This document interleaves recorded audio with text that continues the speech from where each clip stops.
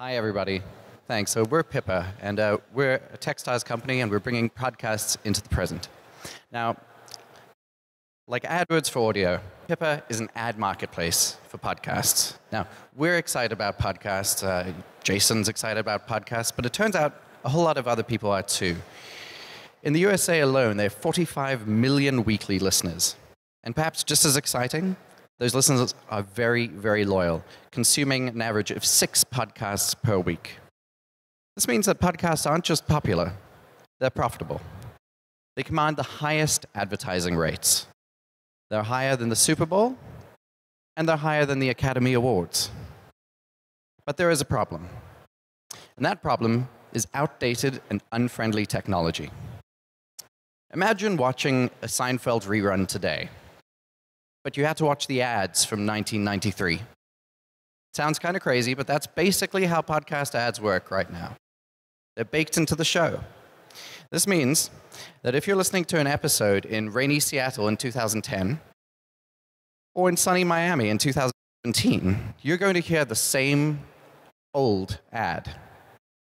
This isn't good for content creators, it's not good for advertisers, and we're convinced that it's held the podcast market back. Fortunately, we're here to fix this. We're fixing it, and we're thrilled to announce this at launch. We're fixing it with our podcast ad marketplace.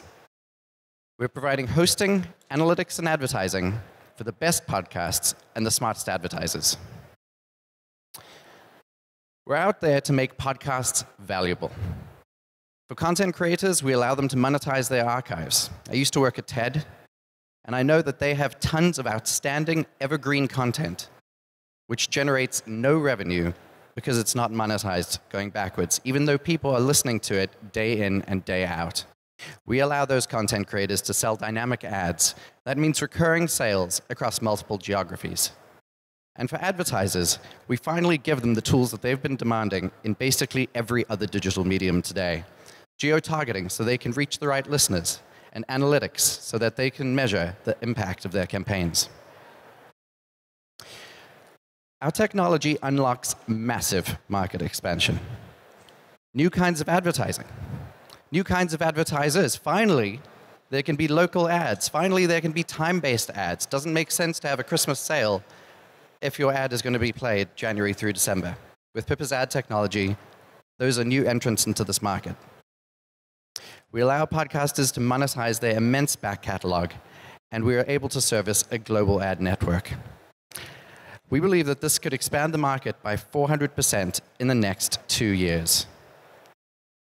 Our plans are to develop our product from being the podcast hosting platform, which launched at the beginning of this year, through the ad marketplace, which we're thrilled to announce here.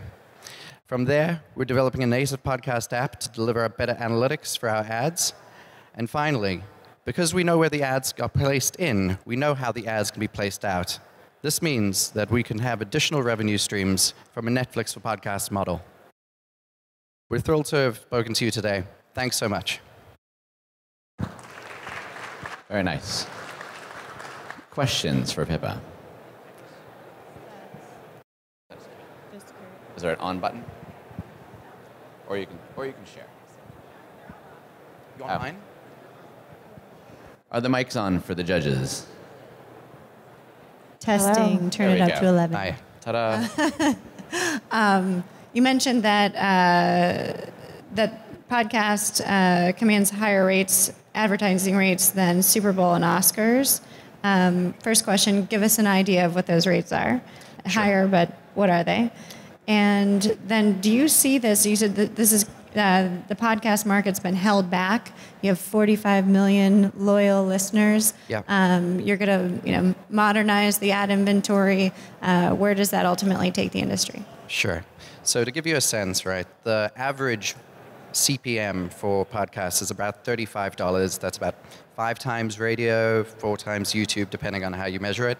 But I've seen ad rates as about $100 CPM, and I plan on asking Jason quietly how much he's charging later. But as to the market expansion part, the big deal there is that most podcasts are totally unmonetized, and even when they are monetized, that represents only a tiny fraction of the episodes, and only a tiny fraction of the podcasters out there. we're trying to grow the listenership, so we want more people to listen, but we're also enabling tools to help people share. Like, to me personally, I find it astonishing how popular podcasts are, given how difficult it is to share them on social media. We think that discovery is broken, we think that sharing is broken, and these are kind of the technologies that we're fixing. We believe that this will expand the market as well as our ad tech.